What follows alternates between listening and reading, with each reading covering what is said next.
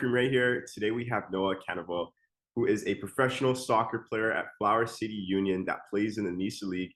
And Noah, I just want to quickly congratulate you on winning the 2022 NISA Independent Cup in the Northeast region. Thank you. Appreciate it. Yeah, so can you just take us back in time and share how you got involved into the beautiful game? Yeah, so it goes back past where my memory starts. And it was basically when I could walk, soccer was always my favorite sport. My parents I was lucky to be in a position where my parents wanted me to play multiple sports growing up. So I was able to kind of become a holistic athlete, so to speak, and a little more well-rounded athlete than I think a lot of my soccer peers now. But by the time I was 12, 13, it was only football. So that's been, yeah, I mean, I fell in love with it a long time ago, probably when I was like 5 or 6 years old, enjoyed playing recreational soccer and running around. And yeah, it's been that way ever since. Nice. What state and city did you grow up in? So I grew up in Seattle, Washington. Nice. And can you like just paint a picture for the viewers of like, what that's like? Because I've never been there personally and I don't know what that's like. Yeah, so Seattle is notorious for raining most of the year, but the spring and summer is absolutely beautiful. It's got lots of really tall mountains and water, both the ocean and you've got these big lakes. So it's absolutely beautiful. The soccer scene there is awesome. The Seattle Sounders are a home team favorite, and it's always a really great environment there. We've got couple different academy teams, at least growing up. I guess now it's ECNL now, but yeah, I mean, it's growing a ton. And I think in the next 10 or so years, Seattle will be one of the big hubs of academy and ECNL for sure.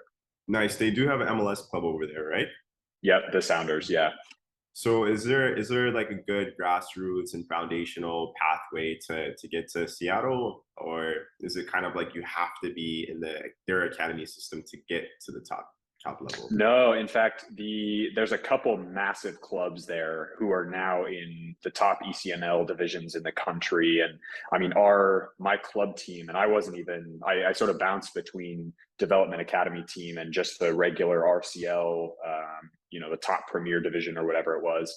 And that top premier club, I was with Crossfire Premier, and we were ranked like #2 in the country, and we traveled all over the place for tournaments. So, and that was back when I was younger. So now it's even better. So all that, which is what I so appreciate about how soccer's developed over the last, I guess I'm 26 now. So let's even say 10 years ago when I was 16 and still on that team, even since then, things have gone, the pathways are numerous now. You can go straight to pro, you can go to college, and there's two or three massive D1 top college soccer programs right in Seattle. So that's, it's a great opportunity to play for a lot of guys.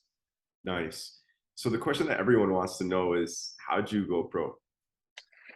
That's a good one. So for me, it's been always a dream. And so starting in college, I think freshman year mostly, I sort of said, my parents were very much education first. So you have to get your degree before you go pursue professionally. And so freshman year of college, I essentially said to my coach, I said, look, my goal is to play pro. So if you need to treat me harsher than any of the other, he understood where that pro game was. And so I said, if you need to treat me harsher or more critically than any other player on the field, that's totally fine. But know that my goal is to jump to the next level. Like, I want to be a good college player, but I want to be prepared for the professional game. And so both coaches that I had in college were instrumental in that development process. And so once I got to junior year, it became a question of, okay, where do I want to play? What are the open markets? Where are the easiest places, both in the US and out of the US, that are easiest for foreign people? As you probably know, I mean, it's a nightmare sometimes if you don't have a foreign citizenship somewhere. You have to deal with visa processes and all that stuff. So it was really about finding the places that were optimized for American citizens, in US included, but also what level could I jump in at and then start to build myself up. Because at the end of the day, a lot of guys think they're going to go from a D1 college program to Barcelona. It's like, no, that's not how that works. Like, you have to start in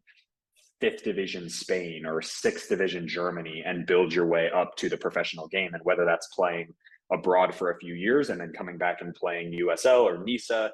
That's awesome. It's everyone's got their own path. And I think for me, it was, honestly, to answer your question most directly, it was letting go of, I must play MLS or I must play this, because you have to understand that there are so many professional aspiring players and only X amount. I think Matt Sheldon did a video one time about, actually how many positions there are, right, in the pro game. And just in the US, we have 300 million people or 350 million people. And it's like, you've got maybe 2,000 spots.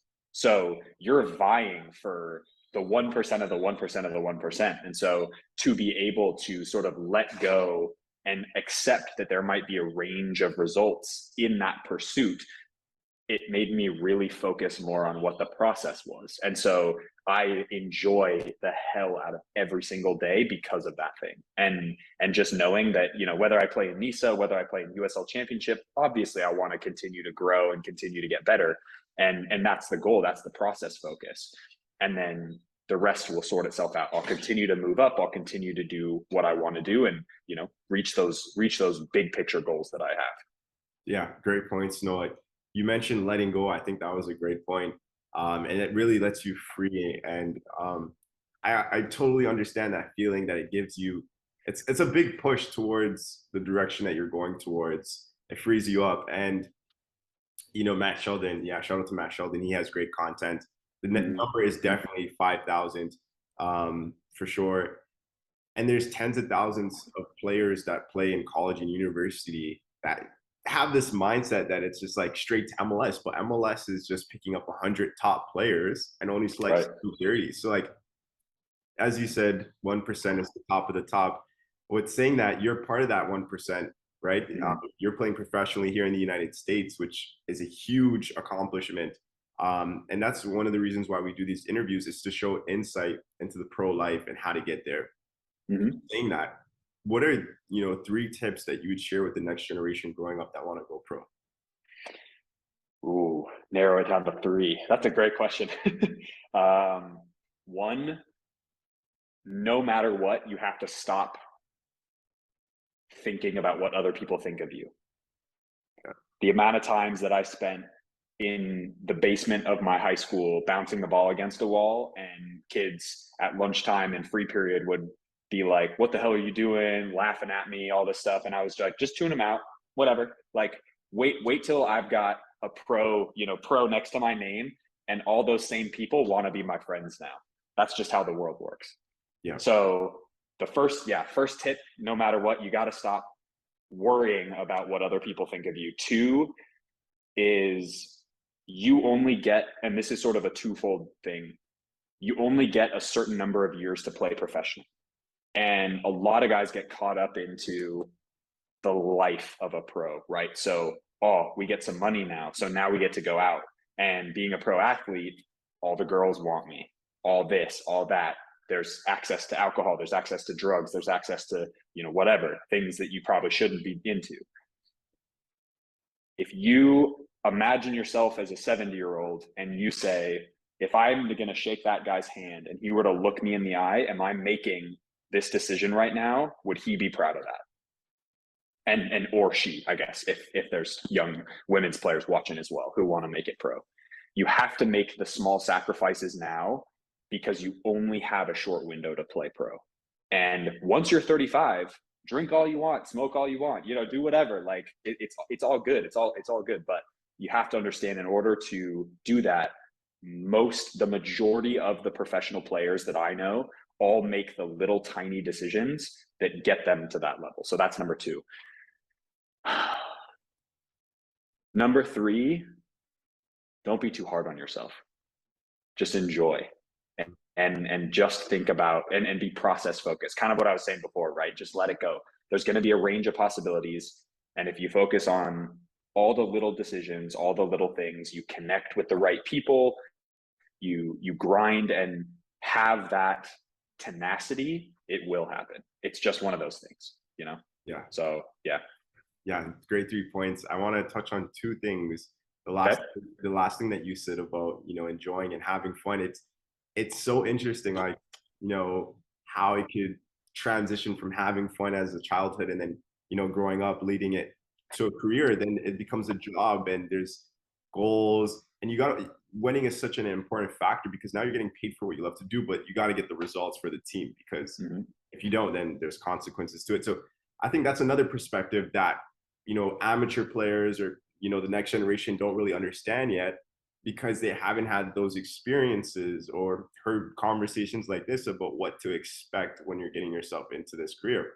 People think Mhm. it's just kicking a ball, but there's more to it, especially when you're touching on points of being disciplined. Every decision that you're making matters. So, can you just talk a little bit about like how important is winning and you know, what it's a two question in one, and what changes once you start getting paid for what you love to do?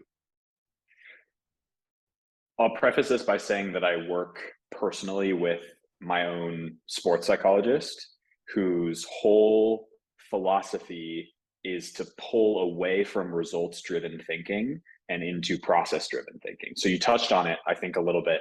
Um, and it literally was a many week long process of going back to every time I step on the field, and I literally have like pages of journaling that I do before every single training session, every single game. Like it's, talk about little decisions, right? So I'm putting myself back into the mindset of my 10-year-old self. And my motto, I guess this is the first time I've said this out loud, so here you go. My motto that brings me back into that mindset for me is creating a masterpiece. And so that is creating a masterpiece is like my way of reiterating that 10-year-old who just absolutely enjoyed playing football. Like there was no stakes. I wasn't getting paid. Who gave a crap if we lost 10-0? It doesn't matter. We're just out here to enjoy. And every time you pull yourself back into that mindset, you perform better objectively. Like it's just the way that people call it flow state. People call it, you can call it a bunch of different things, but getting back into that and really, really harping on how do I get my mind into a space where I'm not thinking about any of the tangible things. So the money, the results, how many passes I completed, all this stuff. It's like the focus is, do I trust myself and my abilities? That's all that matters. Once that's 100%, everything else will work itself out. Yeah, that's amazing. Great points. You brought smiles to me. I was literally laughing. I wanted to jump in so bad, but I'm like, no, I can't stop you. Excuse me, sorry. No worries. I'm getting over something. But you brought smiles to me when you said losing 10-0 and not like nothing happening. That is, I would say for me, not true. And I'm dying because I just remember flashbacks. Like I used to play on a winning team back home in Canada, and my mom, anytime we lost or something, a tie, I was getting ripped. Yeah. So, and I know some players can relate, but was that the same for you, or your parents more chill, or what was your experience like? Like just to quickly touch on. Yeah, absolutely. So my parents did a good job of encouraging, until I basically gave them permission to be like, you suck today. Like, you're bad. Yeah. But for me, I was very internally motivated. So it was one of those things where in, second grade, I remember telling my mom, I need you to stop helping me with homework. Like I'm not a child anymore. Mhm. Second grader. Like, come on, seriously. But that's just like the way I operated. So freshman year high school, I made varsity and I was like, oh yeah, awesome. Didn't see the field more than like 5 times as a 14-year-old and was devastated, right? But every time I didn't play, I ran 7 miles home after the game. My parents would come pick me up from the house or from the school. I'd give them my stuff and I'd be like, I'll see you at home, and just like sprint home. And it was that mentality that got me to that point. So I'd say like, okay, yeah, 10 years old, 9 years old, I'd be like, damn, we lost, but it's not that big of a deal. Whatever. I'm focused on me and the enjoyment. As I got older, it was, okay, cool, we lost, and either I was or wasn't part of it, but what am I going to do to put myself in the best position so that when I do get on the field, I'm tearing people apart. Yeah, that's a different mentality. Wow. Yeah. That's what gets you here, right? So that's the thing. So, um, And I quickly want to just dive a little bit back further. I know this is a bit back, but you mentioned Yeah. visas. I want to tap into this a little bit too. Um, I went to England. I faced that problem. Players the passport that you hold matters. Yeah. A lot of soccer players don't know this until they travel and go overseas. There's a time limit for us, like Canadians. I know the Canadian passport. We're only able to stay in Europe for 3 months. We're only Mhm. in certain European countries. In the U.S., we're only able to stay here for a max of 6 months. So I did a little bit of digging into this. I've spoken to like 100 plus immigration lawyers to understand the different, like what different visas, what are the turnaround times, and how much does it cost to Mhm. help players with that and understand. So, did you face any visa issues yourself? Yeah, definitely. So I actually got signed for a club in Spain called Real Union de Irún, which was in Segunda B. So it was in very, very good level right out of college. And signed for the club, everything was all good. And 2.5 months into my stay there, they were like, you can't be here because you have to leave the country. And I was like, we talked to the president, and the president was like, well, we can't help you financially because it's 10 grand 10,000 euros or whatever out of the club's pocket, and it's all this other stuff. It's clubs don't want to pay that much for a foreign guy when they can get pretty much the same player domestically. And that's what I think a lot of guys who try to go pro don't understand is the world is a massive place, and there are so many footballers trying to go pro. Unless you are a Christian Pulisic, and I'm talking from an American perspective, right? Like Serginho Dest, you're literally the top 5 players in the world, or top five players in the country, and Alphonso Davies, right? Like those are the guys. Of course, a club's going to pay the 10,000 for you. Of course, the club. But for guys like us, and for myself, who's not going to play at Barca, I'm not going to play at Ajax, I'm not going to play at Bayern Munich, and I'm cool with that. But it's like I just have to have the self-awareness to know, okay, then I'm just going to target places that are easier for me to get in. So I went down to Australia to play professionally, and I got a year-long visa online in 24 hours, and I was there for 18 months, and I married a girl from there. Like it's Wow. and that's like tangential, but that was like amazing football, amazing facilities, good pay. Yeah, it's not Europe, it's not Belgium, it's not pretty looking, but it made me so happy because I got to play and do what I love in a beautiful place. And at the end of the day, that's what matters. I think that's so smart and strategic. Like, and to even come out of that with finding you said your wife, Mm-hmm. that's amazing. Look, that's amazing. Crazy. Yeah. I think players watching this video that come across this information, what Noah just said is very important. You want to target leagues and countries that you think you can get in. I think that's very important. And for you to have that self-awareness is important as a player too. So great points, Noah. Yeah. Um, and then I wanted to ask, did you have an agent to help facilitate your career, or how'd you go about things?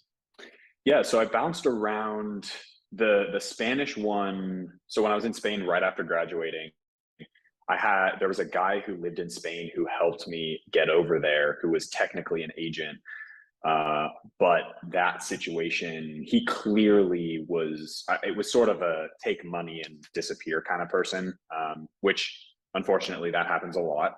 And it sort of gave me a good perspective about what the environment was going to be like. It's a dog eat dog world out there, so to speak. And then I moved to a different agency who wanted to get me to pay, thousands of dollars up front for quote unquote trials in the UK. And I was like, not a chance, like get out of here. Then I'd say probably a year after I graduated. So this must've been, well, right before I went to LA Force, I got, either I contacted them or they contacted me. Anyway, got involved with OPSM, and they have been with me ever since. And for me, they were a great, and this is, there are other companies like OPSM out there for players. It's not, I'm not saying this to just like build them up, but it's just like find a company who believes in you as a soccer player and as a person, and go with that type of environment, not the person who's a money first conversation. Because if the person's going to invest in you as a brand, invest in you as a person, invest in you as a player, whether that's being real with you, like one of the best indicators for me. Sorry. No, sorry. I'm looking for something, but I'm listening. Sorry. Yeah. Yeah. No worries. The thing that's different about a verbal vacation home. Oh shit. Sorry about that. Sorry, Noah. No, you're all good. You're all good. Yeah. No, just I think the biggest indicator of a good agent is when they're able to give you accurate representation of who you are as a player. So if OPSM says, like if OPSM were to start to tell me like, oh, we're so excited for next year, we're going to get you into the MLS, we're going to get you into whatever, I'm like, yo, dude, I'm playing NISA, like chill, like that's not like cool. That makes my brain go, oh my God, that's amazing. They're going to get me into MLS. No, they're not. Like, stop. You got to be realistic with yourself. And for me as a player, the most important thing is to be good with you. You got to be good with you.